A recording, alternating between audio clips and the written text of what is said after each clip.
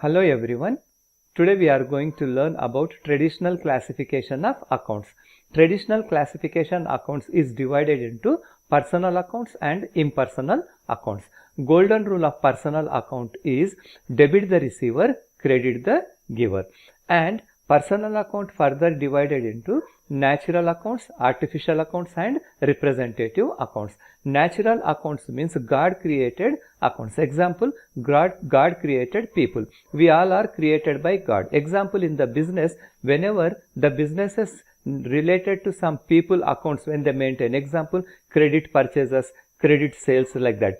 So natural accounts, example, Amar, Akbar, Anthony, name of a persons. Artificial accounts means organizations, business names, companies, banks. Example, artificial accounts are created by natural accounts. We create companies, so that's why artificial accounts. Next, coming to the third one, representative accounts. Representative accounts, example, prepaid rent, salary due, accrued commission. These are the examples of representative accounts. In impersonal accounts, again there are two types, real accounts and nominal accounts. Real accounts golden rule is debit what comes in, credit what goes out.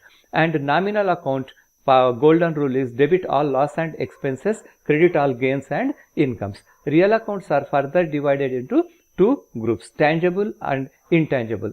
Tangible and intangible. Tangible assets. Real accounts means asset. So tangible assets means land, building, furniture. Nature is physically they exist and we can see that, visible.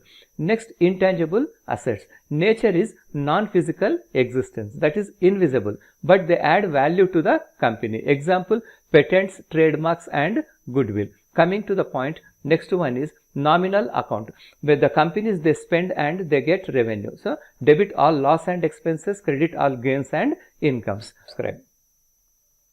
Thank you for watching this video. Please like, share and subscribe.